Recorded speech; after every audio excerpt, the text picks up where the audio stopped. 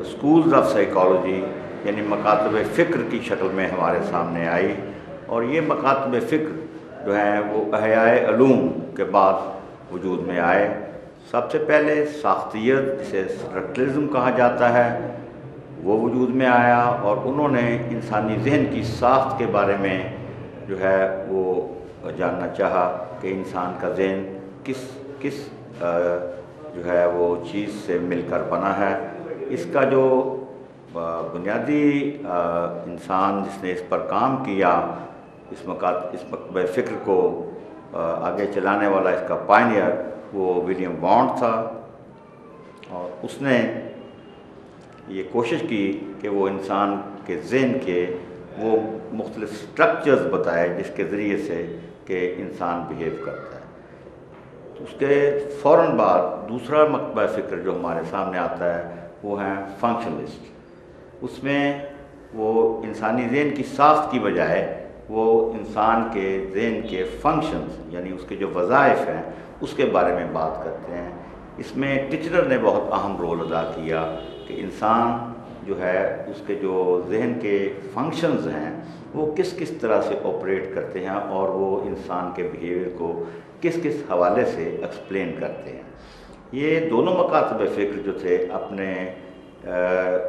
Methodology کے اعتبار سے وہ ان سائنٹیفک تھے، کیونکہ ان دونوں میں جو طریقہ کار استعمال کیا گیا وہ ایک انٹروسپیکشن کا طریقہ تھا جو کہ غیر سائنسی تھا، لیکن اس کے باوجود ان دونوں مکاتب فکر نے جو ہے انسانی کردار کو سمجھنے میں کافی مدد دی۔ اس کے بعد جو بہت اہم سکول ہے اور بہت اہم مکتبہ فکر ہے جسے ہم سائیکو انالیسز یا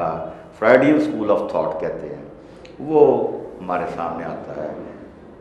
تو فرائیڈ نے انسانی ذہن کو 3 حصوں میں تقسیم کیا: شعور، تحت الشعور، لاشعور۔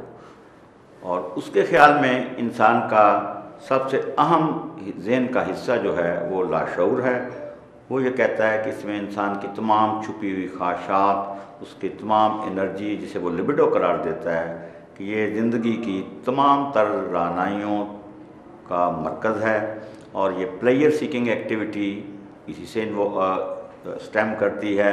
اور دنیا میں تمام کریٹیوٹی، انسان کا اپنا وجود اور انسان کی تخلیق کا عمل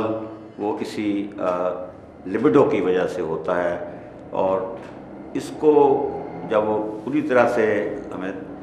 بات کو آگے بڑھاتا ہے تو یہ سمجھ آتی ہے کہ دوسرا ذہن کا حصہ جو ہے وہ جس کو وہ کہتا ہے سب کانشیس، اس میں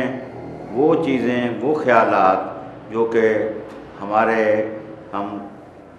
اپنی روزمرہ زندگی میں سے بھول کر کسی سٹور ہاؤس میں لے جاتے ہیں، وہ ہمارا جو ہے وہ سٹور ہاؤس جو ہے وہ سب کانشیس ہے، جس کو کہ ہم تھوڑی سی کوشش کے بعد ریکال بھی کر سکتے ہیں۔ تیسرا حصہ وہ ہے جو ہمارا شعور ہے۔ شعور سے مراد یہ ہے کہ جو اس وقت ہمارے ذہن میں ہے۔ دوسری جو اس نے انٹرپریٹیشن دی وہ تھی کہ ذہن ہمارا جو ہے وہ تو 3 حصوں میں ہے، اور شخصیت کے بھی اس نے 3 حصے کیے: اڈ، ایگو اور سپر ایگو۔ اڈ سے وہ مراد یہ لیتا ہے کہ اس کے اندر وہ تمام خواہشات، توانائیاں جس سے کہ زندگی جنم لیتی ہے، جس سے کہ زندگی کے تمام تر پلیئرز جو ہیں وہ وجود میں آتے ہیں، خود انسان کی زندگی اس سے وجود میں آتی ہے۔ وہ اس کے اندر وہ کہتا ہے ایروس ہے ایک، اور دوسرا تھیناٹوس ہے۔ ایروس جو ہے وہ زندگی کا مظہر ہے، اور تھیناٹوس جو ہے وہ موت کا مظہر ہے۔ جس وقت یہ چیزیں امبیلنس ہو جائیں تو انسان جو ہے وہ اگر تھیناٹوس کے زیر اثر آ گیا تو وہ اپنے آپ کو نقصان پہنچائے گا، وہ موت کی طرف جائے گا، کمزور ہو جائے گا۔ اگر ایروس جو ہے وہ زیادہ طاقتور ہے تو انسان زندگی کی طرف جائے گا، انسان خوشی کی طرف جائے گا، اور اس طرح سے انسانی زندگی کا سارا دار و مدار اڈ کی ان توانائیوں پر ہے جو کہ وہ ایروس کے ذریعے سے ہمیں اپنی زندگی میں ایکٹ کرنے اور کام کرنے پر مجبور کرتی ہیں۔ دوسرا دائرہ جس کو وہ ایگو کہتا ہے، اس سے مراد یہ ہے کہ ایسا انسٹیٹیوشن جو انسان کے اندر وجود میں آتا ہے، اور وہ جو ہے ہمیں حقائق کی دنیا سے آگاہ کرتا ہے، اور وہ اسے ریئلٹی سے تعبیر کرتا ہے کہ ریئلٹی کا اس کا contact with reality, that is time, space اور پرسن، اس کے ساتھ ہمارا کانٹیکٹ کرتا ہے۔ ہماری خواہشات جو کہ اڈ سے نکلتی ہیں وہ پروسیس ہو کر ہماری ایگو کے ساتھ کلیش بناتی ہیں بعض اوقات، کیونکہ اڈ کی تمام تر خواہشات جو ہیں ان میں اکثر ایسی ہیں جو کہ معاشرے کو قابل قبول نہیں ہوتی۔ تو پہلا تضاد جو بنتا ہے وہ اڈ اور ایگو کے درمیان بنتا ہے۔ تیسرا حصہ جو وہ سپر ایگو قرار دیتا ہے۔ سپر ایگو سے فرائڈ یہ مراد لیتا ہے کہ ماں اور باپ کے بتائے ہوئے گڈس اینڈ بیڈس، کہ یہ چیز اچھی ہے، یہ چیز بری ہے، اس کو جب کوئی شخص اپنے اندر انٹرنلائز کر لیتا ہے تو وہ اس کا بن جاتا ہے یہ سپر ایگو۔ اور سپر ایگو جو ہے وہ انسان کو اخلاقی جو اس کے معاملات ہیں اس پر وہ چلاتی ہے۔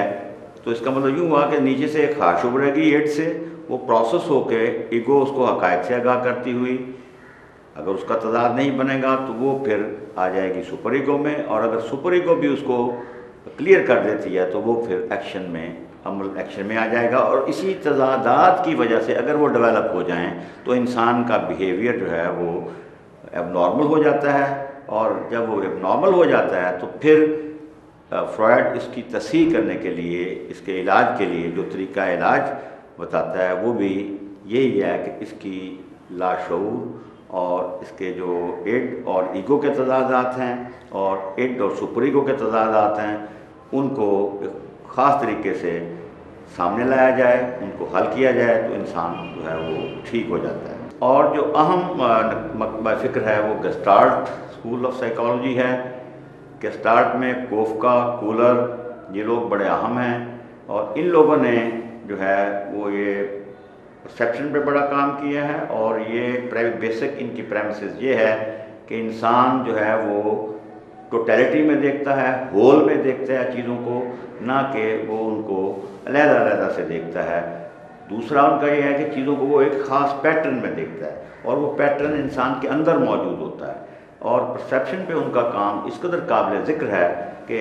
وہ فزکس میں بھی ہمیں ملتا ہے اس کا ذکر، اور نفسیات میں ہم اس کا بہت زیادہ گہرائی میں اگر جائیں تو ہمیں یہ معلوم ہوگا کہ انسانی زندگی کو سمجھنے کے لیے بھی ان کا نقطہ نظر یہ ہے کہ ان کو آپ الگ الگ خانوں میں تقسیم کر کے نہیں اسٹڈی کریں گے، بلکہ اس کا بیہیویئر کا جو پیٹرن ہے اس کو ہم اسٹڈی کریں گے، اور اس لحاظ سے ہم ان ٹوٹیلٹی اس کے بیہیویئر کو اسٹڈی کریں گے۔ اور اس ٹوٹیلٹی کے حوالے سے ہی گسٹالٹ مشہور ہیں، اور یہ بات درست ہے کہ اگر انسان کو ہم مختلف خانوں میں تقسیم کر کے سمجھنے کی کوشش کریں گے یا اس کے کردار کو سمجھنے کی کوشش کریں گے تو ہم صحیح طرح سے نہیں سمجھ پائیں گے۔ تو اس لحاظ سے گسٹالٹ ایک اہم مکتبہ فکر ہے۔ اب ہم اسی بات پہ ختم کرتے ہیں، انشاءاللہ آئندہ ملیں گے۔ آپ اس وقت تک کے لیے اپنا خیال رکھیے گا۔